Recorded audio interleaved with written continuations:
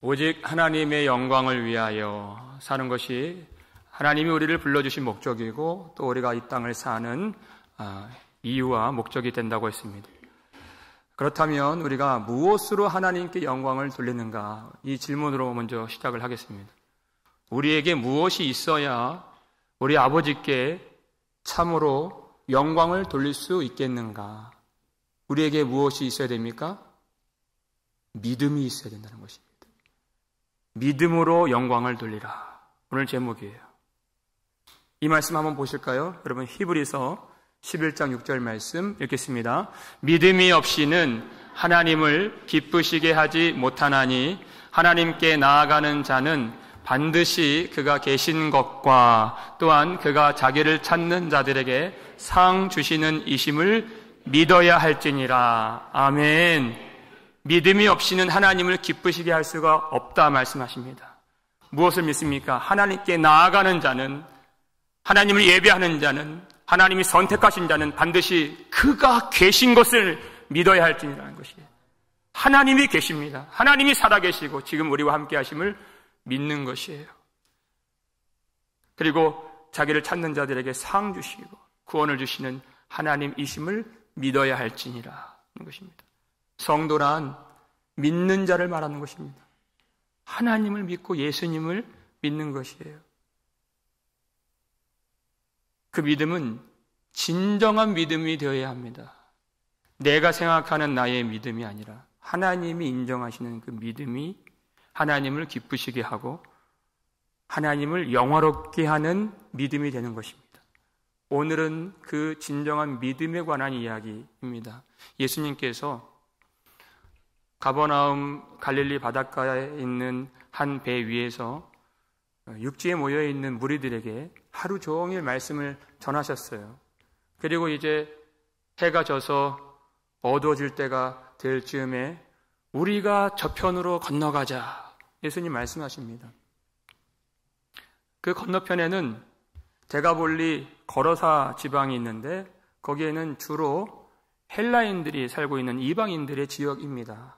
거기에서도 예수님이 귀신을 쫓아내시고 천국 복음을 전하시기 위하여 그 피곤한 몸을 이끌고 날이 어두워질 때 우리가 저편으로 건너가자 이렇게 말씀하신 것이에요. 근데 제자들이 어떻게 합니까? 36절을 보시면 읽겠습니다. 그들이 무리를 떠나 예수를 배에 계신 그대로 모시고 가매 다른 배들도 함께 하더니 그대로 모시고 갔다. 여러분 마가복음 4장 1절에 중간에 보시면 이렇게 되어 있어요. 예수께서 바다에 떠 있는 배에 올라 앉으시고 그랬어요. 바다에 떠 있는 배 위에서 말씀을 전하셨다 하는 것입니다. 그 배는 예수님이 오르셨던 배는 말씀을 전하시는 강단이었고 연단이었다는 것입니다. 그 위에 계신 그대로 예수님을 모셨다. 그러니까 예수님이 이 배에서 내리신 적이 없고 제자들을 떠나신 적이 없다. 그 뜻입니다. 항상 함께 하신 예수님. 근데 거기에 누가 따라 붙습니까? 다른 배들도 함께 하더니 그랬어요. 그 무리들 중에서 예수님의 말씀에 감화를 받고 그 진리의 말씀을 더 깨닫고자 기대를 가지고 소망을 품고 많은 사람들이 그 예수님 가시는 길을 쫓아서 배를 띄워서 따라갔다는 뜻이에요. 그런데 그들이 어떤 일을 만나게 됩니까? 37절 말씀을 보시면 읽겠습니다. 큰 광풍이 일어나며 물결이 배에 부딪혀 들어와 배에 가득하게 되었더라 하는 것이에요. 큰 광풍이 일어났다. 여러분 바다에서 가장 두려운 일이 무엇입니까? 바로 이것입니다. 큰 광풍을 맞는 것이 예기치 못한 순간에 그 광풍이 일어난 것입니다. 만약에 그것을 예측했었더라면 배를 띄울 사람은 아무도 없는 것입니다. 갑자기 불현듯이 그것이 일어나게 되는 것이 우리 인생에도 광풍이 갑작스럽게 일어납니다. 우리 인생이라고 하는 배가 큰 바람을 만나고 파도가 들이쳐서 가라앉을 것 같은 그런 위기는, 그런 어려움은 갑작스럽게 일어나게 되는 것이에요. 예수님을 믿고 예수님을 따라갈 때에도 광풍을 만날 수가 있다는 것입니다. 그 다른 배들, 함께 했던 배들도 똑같은 상황에 처하게 된 것이죠. 예수님을 향해서 기대를 가지고 은혜를 받으려고 나아온 자리에서 갑작스럽게 큰 광풍을 만나고 물이 배 안으로 들이치는 그 위험한 일을 당하는 것이에요. 우리는 여기서 이 광풍이 어디로부터 왔는가를 생각해 볼 수 있어야 됩니다. 어디로부터 왔는가? 요나서 1장 4절 말씀 보실까요? 읽겠습니다. 여호와께서 큰 바람을 바다 위에 내리심에 바다 가운데에 큰 폭풍이 일어나 배가 거의 깨지게 된지라. 아멘. 여호와께서 큰 바람을 바다 위에 내리심에 그랬어요. 여러분, 이 배 안에는 누가 있습니까? 하나님의 선지자 요나가 있습니다. 그런데 하나님이 그 바다에 큰 풍랑을 보내셨다는 뜻이에요. 왜 그랬습니까? 여러분, 그 큰 풍랑으로 인해서 요나가 죽었습니까? 그렇지 않고 요나가 여호와의 낯을 피하여서 자기 마음대로 다시스로 도망가려고 했던 그 길이었는데 하나님께서 그 광풍을 보내심으로써 그가 자기 마음대로 가는 그 길을 막으시고 하나님의 뜻이 있는, 하나님이 명령하신, 하나님이 보내시고자 하신 그곳으로 그 길을 바꿔주시기 위해서 광풍을 보내주셨다는 것입니다. 우리 인생에 광풍이 밀려올 때 모든 만물을 창조하시고 다스리시는 하나님의 주장하심 가운데 일어난 광풍임을 믿으시길 바랍니다. 그 하나님을 신뢰하는 것이, 그 광풍이 우리를 어디로 인도하세요? 하나님의 뜻으로, 하나님의 명령으로 하나님이 우리를 가게 하시는 그 길로 가도록 하시기 위하여 하나님이 보내셨다는 것입니다. 근데 제자들이 어떻게 반응해요? 38절 말씀을 보시면 읽겠습니다. 예수께서는 고물에서 베개를 베고 주무시더니 제자들이 깨우며 이르되 선생님이여 우리가 죽게 된 것을 돌보지 아니하시나이까 하니, 이렇게 얘기하는 것이에요. 우리가 죽게 된 것을 돌보지 아니하시나이까 했다는 것입니다. 여러분, 이 제자들은 대부분 예수님 따르기 전에 어떤 직업을 가진 사람들이 대부분이었습니까? 어부였습니다. 그들은 배를 띄워서 고기를 잡는 일에 아주 이골이 난 배 전문가들이었습니다. 그리고 어디서 고기를 잡았어요? 지금 바로 이곳, 이 성경에 등장하는 갈릴리 바다에서 고기를 잡던, 이 갈릴리 바다를 너무나도 잘 알았던 사람들이에요. 그런데 갑작스럽게 일어난 그 광풍에 대한 두려움을 그들이 떨쳐버릴 수 있는 힘이 없었고 능력이 없었다는 것입니다. 이제까지 계속 그 바다에서 고기를 잡아왔는데도 불구하고 그 광풍은 두려운 것입니다. 우리도 마찬가지로 남들보다 조금 더 잘 아는 분야가 있어요. 전문 지식이 있는, 오랫동안 쌓아놓은 경험이 있는, 숙련된 기술이 있는, 내가 이제까지 살아온 터전이 있고 그런 분야가 있고 그런 필드가 있을 수 있지요. 그런데 우리가 어디에서 어려움을 느끼고 어디에서 씨름하고 어디에서 고전을 합니까? 바로 그 남들보다 더 잘 안다고 생각하는 그 분야, 그 영역에서, 그 필드에서 우리가 어려움을 당할 때가 많이 있죠. 2023년이 제가 세어려 보니까 제가 전도사로 시작해서 사역을 시작한 지 만 20년 되는 해더라고요. 저도 깜짝 놀랐어요. 강산이 2번 변한다고 할 수 있는 짧지 않은 기간인데, 그럼에도 불구하고 20년이나 해온 일이죠. 그럼에도 불구하고 어디에서 제가 어려움을 느끼고, 어디에서 한계를 느끼고, 어디에서 판판이 깨지고, 어디에서 실패하고, 어디에서 두려움을 느낄까요? 이제까지 해온 그 목회 현장에서 그런 어려움을 느끼고, 저에게 있어 갈릴리 바다가 바로 이 목회라는 것입니다. 무슨 말입니까? 언제 그 흉흉한 파도가 들이칠 줄 몰라서 어려움을 느끼는 이 자리에서 세월이 갈수록 느끼고 깨닫는 것은 이 일은 나 혼자 할 수 있는 일이 아니구나. 하나님이 함께 하시고 하나님이 하셔야 되는 일이구나 라는 것을 고백하지 않을 수 없다는 것입니다. 그것을 알게 하시는 것입니다. 왜 우리가 평생 살아온 우리가 잘 안다고 생각하는 우리의 영역에서 그런 고전을 하고 싸움이 있고 두려움이 있는가? 주님을 의지하라는 것입니다. 근데 제자들이 어떻게 했어요? 우리가 죽게 된 것을 돌보지 아니하시나이까? 여러분, 이 말 속에는 무엇이 어떤 마음이 들어있나요? 원망하는 마음이 들어있죠. 예수님, 왜 아무것도 안 하십니까? 예수님, 왜 우리를 도와주지 않으십니까? 지금 잠이 오십니까? 라는 불평과 원망이 그 속에 들어있는 것이에요. 여러분, 그렇다면 제자들이 정말 이 어려운 상황을 겪을 때 예수님은 왜 배 뒤편 고물에서 주무시고 계셨을까라는 의문이 들죠. 예수님이 하루 종일, 아니 몇 날 며칠 이어지는 고된 사역 때문에 피곤해서 주무셨을까? 뭐 그럴 수 있겠죠. 그런데 굳이 왜 그때 풍랑이 일어날 때 제자들도 깨어있는데 주무셨을까? 의구심이 들죠. 아니면 제자들을 시험하기 위해서 주무셨을까? 아니면 정말 제자들을, 고난당한 제자들을 돌보지 않으시려고 주무셨을까? 여러분, 지금 이 질문들은 다 틀린 것입니다. 그래서 주무신 것이 아니에요.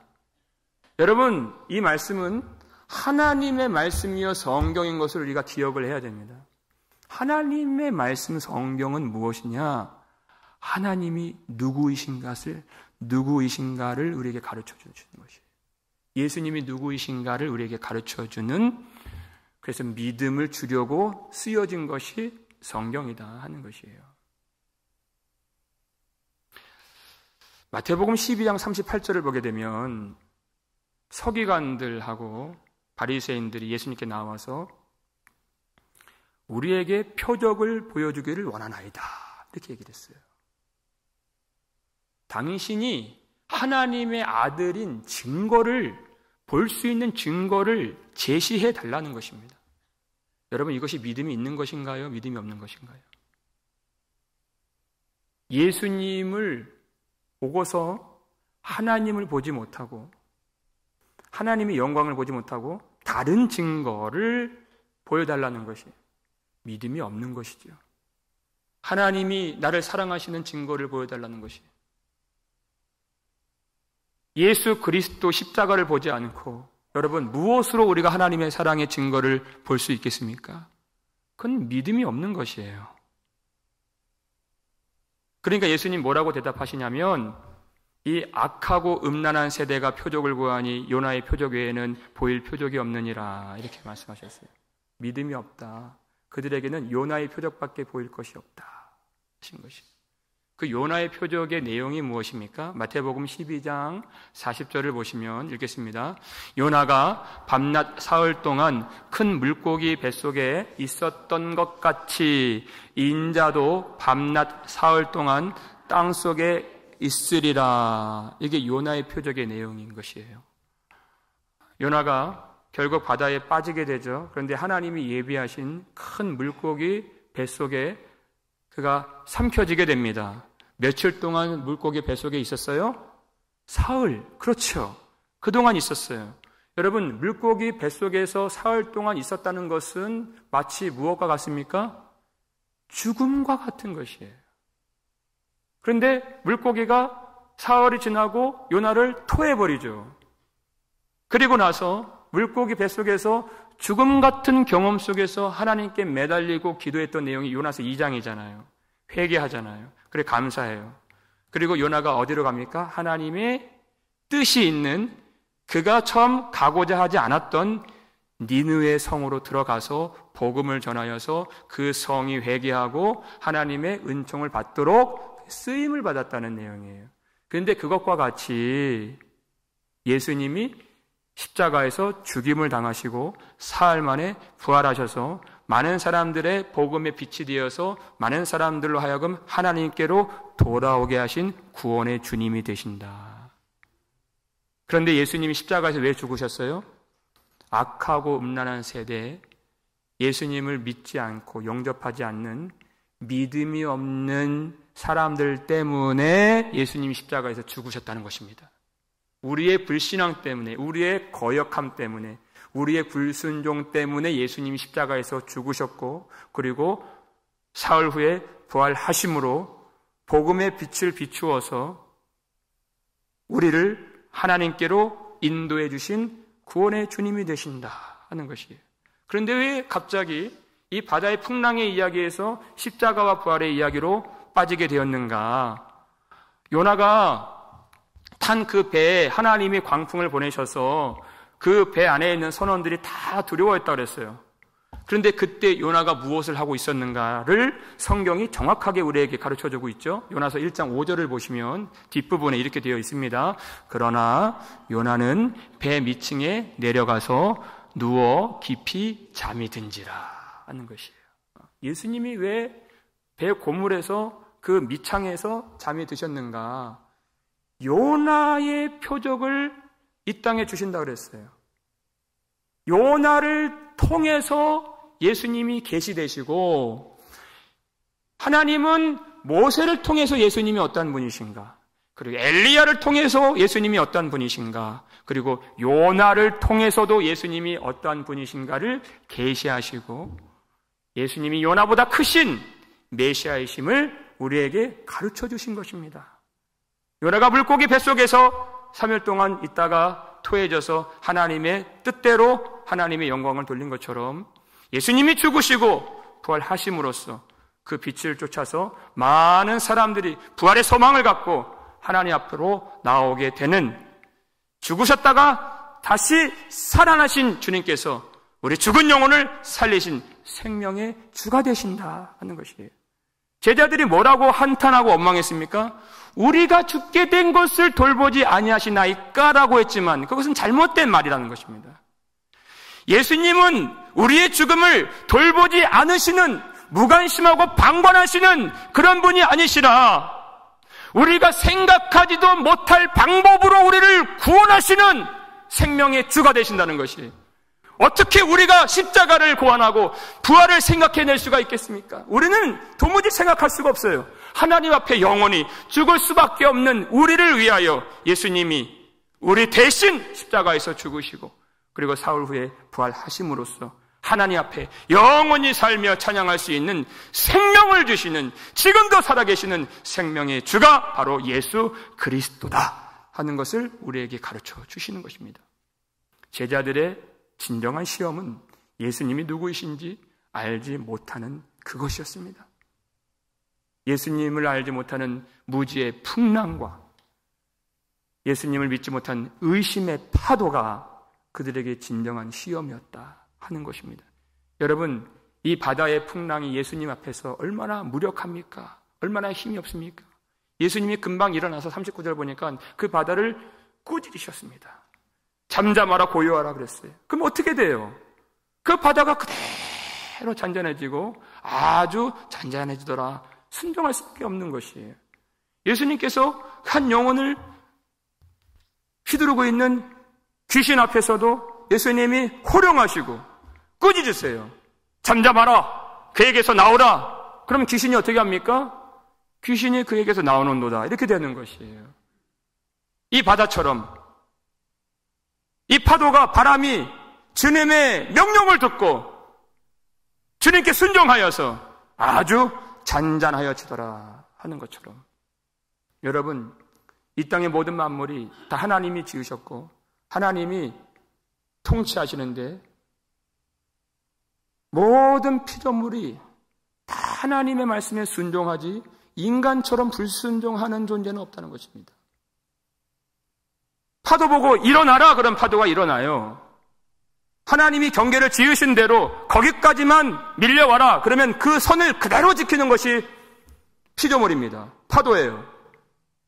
근데 그 선을 넘는 것은, 불순종하는 것은 인간밖에 없는 그것을 보게 하시는 것이에요. 그러니까 바다의 풍랑이 불현듯 갑자기 인생에 찾아오는 광풍이 우리에게 시험이 아니라 주님 보실 때 진정한 시험이 무엇입니까? 우리에게 믿음이 있느냐 하는 것입니다. 주님이 그것을 깨닫게 해주시는 것이에요. 그래서 40절에 그렇게 말씀하시죠. 읽겠습니다. 이에 제자들에게 이르시되 어찌하여 이렇게 무서워하느냐? 너희가 어찌 믿음이 없느냐 하시니 하신 것이에요. 그 큰 광풍과 파도가 배를 들이쳐서 배가 파선하게 될 것이 시험이 아니라 예수 그리스도를 온전히 알지 못하고 의지하지 못하는 그 믿음의 파선이 진정으로 그들에게 큰 시험이었고 우리에게도 마찬가지다 하는 것입니다. 어찌 믿음이 없느냐 하신 것이. 여러분, 우리 이 말씀 들을 때에도 무엇이 필요해요? 믿음이 필요하다는 것입니다. 주님이 왜 믿음이 없느냐라고 하신 그 의도가 무엇인지, 단지 꾸중하시려고, 꾸지람하시려고 이 말씀하신 것이 아니라 믿음의 실체를 깨닫고 우리가 스스로 생각하는 믿음이 아니라 주님이 만들어주시는 믿음의 선물을 주시기 위하여 이 말씀 주신 줄 믿으시길 바랍니다. 믿음이 필요해요. 이 말씀 받을 때 제자들은 스스로 믿는 줄 알았어요. 우리가 저편으로 건너가자 할 때 즉각적으로 순종했습니다. 다른 사람들은 하지 못할 배와 그물을 버리고 예수를 쫓아 나왔습니다. 자기 스스로 이건 정말 큰 믿음, 대단한 믿음, 칭찬받을 믿음이라고 생각했어요. 그런데 풍랑이 오니까 그 믿음의 실체가 뿌리가 없는 아무것도 아닌 것을 주님이 보게 하신 것이에요. 이건 빨리 봐야 되는 것입니다. 그래야 주님의 손길로 믿음이 치유를 받을 수 있고 진정한 믿음으로 우리가 변화될 수 있기 때문에 주님이 그래서 이 일을 행하신 것입니다. 믿음이 있는 줄 알았는데 풍랑이 일어나니까 그들이 믿음 없는 실체를 깨닫게 된 것이, 주님이 보이질 않고 그 큰 바람과 파도밖에 보이지 않는 믿음의 실상을 주님이 깨닫게 하십니다. 여러분, 이 내용은요, 주님이 그 흔들리는 배 위에서 그 무태에 있는 백성들에게 말씀을 하루 종일 전하셨다 그랬잖아요. 그것이 마가복음 4장에 있는 설교 내용인데 하루 종일 말씀하셨던 그 내용 중에 포함된 내용이에요. 그 말씀 들을 때는 아멘 아멘 내가 아는 것 같아요. 말씀 들을 때는. 그런데 실상 말씀을 정말 품고서 그 말씀을 의지하고 주님을 신뢰하고 있는가? 그렇지 못한 믿음의 연약함과 믿음 없음을 그 현실의 바다를 통해서 하나님이 깨닫게 만들어주신 것이에요. 그러니까 주님이 풍랑을 일으키신 것입니다. 그들이 들을 때는 알았지만 온전히 말씀을 품지 못했던 그 말씀이, 그 설교가 그 씨 뿌리는 자 비유 안에 있는 말씀인데 4장 17절이에요. 오늘 이 말씀을 하고 배를 탄 것입니다. 읽겠습니다. 그 속에 뿌리가 없어 잠깐 견디다가 말씀으로 인하여 환난이나 박해가 일어나는 때에는 곧 어떻게 돼요? 넘어지는 자요. 이렇게 되는 것이에요. 난 믿음이 있습니다. 그렇게 생각을 했는데 언제 그 믿음이 연약한 것이, 아니 믿음이 없는 것이 드러납니까? 환난이나 박해가 일어나는 때, 그때 넘어지는 사람들이 있는데 알고 보니까 믿음의 뿌리가 있습니까? 없습니까? 믿음의 뿌리가 없는 것이 발각이 된 것이에요. 그래서 하나님이 그 일을 허락하십니다. 우리의 믿음의 실체가 무엇인지 우리가 알아야 되기 때문에, 그래서 더 주님을 의지하고 회개해야 되기 때문에 그것을 보게 하신 것이에요. 여러분 잘 보세요. 무엇으로 환난이 일어나요? 세상이 악해서 환난이 일어납니까? 아니에요. 성도의 잘못 때문에 박해가 일어납니까? 아니에요. 말씀으로 인하여 환난이 일어나는 것이에요. 우리가 세상 편에 있다면, 우리가 세상 속에 있다면 그런 환난, 그런 박해 없을 수도 있어요. 그러나 우리가 말씀 안에 있고 예수를 진정으로 따라가는 참 믿음의 성도라면 이 환난과 박해를 우리가 경험할 때가 있는데, 그때 믿음 뿌리가 나에게 박혀 있는 것이 아니라, 나의 행위에 걸려 있는 것이 아니라 오직 예수 그리스도께 깊이 박혀 있어야 넘어지지 않는 것입니다. 우리의 믿음 뿌리가 어디 있는가를 주님이 보게 하시는 것이에요. 그 뿌리가 있는가 없는가, 그 실체를 봐야 우리가 주님을 의지할 수 있기 때문에. 그러니까 사도 바울은 로마서 8장 17절에서 예수 그리스도를 우리의 모든 유업의 상속자라고 그랬어요. 우리가 그와 함께 영광을 받기 위하여 그와 함께 고난도 받아야 할 것이니라 하는 것이에요. 말씀 때문에 오는 환난이다, 그 뜻이죠. 그때 예수 그리스도께 깊이 믿음 뿌리가 박혀 있어서 여러분 흔들리지 않고 넘어지지 않는 참 믿음의 성도 될 수 있기를 주의 이름으로 축원합니다.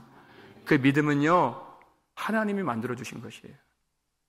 여러분, 하나님의 구원은 그 폭풍과 풍랑 가운데에서 구출해 주시는 것이 구원이 아니라 하나님이 주신 그 풍랑을 통하여서 우리를 구원해 주시고 참 믿음을 만들어 주시는 구원인 것입니다. 그래서 이 일을 허락하신 것이, 주님이 누구이신가를 알고 예수님이 하나님이심을 깨닫고 오직 예수님을 바라보도록 만드신 것이, 그래서 풍랑이 필요한 것이, 그 믿음, 친정한 믿음. 우리가 그래서 이번 주, 우리 지난주 새벽 예배 때 화요일에 그 말씀 주님이 주셨어요. 이사야 26장 3절을 보면 이 말씀이 있죠. 읽겠습니다. 주께서 심지가 견고한 자를 평강하고 평강하도록 지키시리니 이는 그가 주를 신뢰함이니이다. 아멘. 어떤 자를 지켜주신다고요? 심지가 견고한 자를 평강하고 평강하도록 지키시리니 그가 주를 신뢰함이니이다 하는 것이에요. 여러분, 우리가 주님을 믿습니다. 그리고 그 믿음을 독려하고 격려하고 믿음을 또 전하고, 저와 같은 사람들은 날마다 믿음을 선포해요. 그런데 여러분, 우리가 믿고 또 믿음을 전하는 저 같은 사람도 마음이 요동할 때가 얼마나 많은지 몰라요. 그 순간 믿음의 주이신 예수 그리스도가 보이질 않고 큰 풍랑이 먼저 크게 보여지는 것입니다. 성난 파도와 같이 죽음이라고 하는 풍랑이 다가오고, 질병이라고 하는 그 풍랑이 보여지고, 경제적 어려움이라고 하는 풍랑이 휘몰아치고, 인간관계 단절이라고 하는 그 풍랑이 밀려오고, 실패라고 하는 풍랑이 성난 사자와 같이 흰 이빨을 드러내면서 우리를 집어삼키려고 할 때가 너무나도 많이 있고, 그때는 주님이 보이질 않고 그 큰 풍랑만 크게 보여지게 된다는 것이에요. 그때 여러분, 이때 반드시 필요한 것이 있습니다. 살아계신 주 예수님께서 나와 함께 하신다는 사실이에요. 여러분, 이것은 아주 새롭고 신선한 진리가 아니에요. 고루할 수도 있고 진보할 수도 있는, 그러나 우리가 진정으로 이 말씀을 붙든다면 이것처럼 강력한 진리는 없는 것입니다.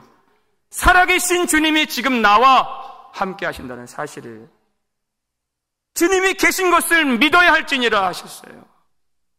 그 히브리서 11장 믿음장을 보면 믿음의 선진들이 어떻게 믿음을 지켜왔는가 아주 소상하게 기록이 되어 있잖아요. 11장, 히브리서 11장 33절 보면 그들은 사자들의 입을 막기도 하며, 무엇으로 입을 막았습니까? 믿음으로 입을 막았다는 거예요. 사자들의 입을.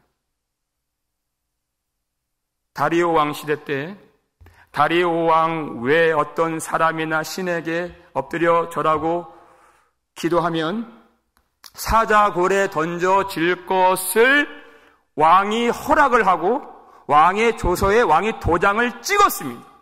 그것을 알고도, 누가요? 다니엘이 그것을 알고도 전에 하던 대로 자기 집 입방으로 올라가서 창문을 열고 은밀하게 한 것도 아니에요. 그리고 무릎을 꿇고 하나님께 기도하는데 어떻게 기도해요?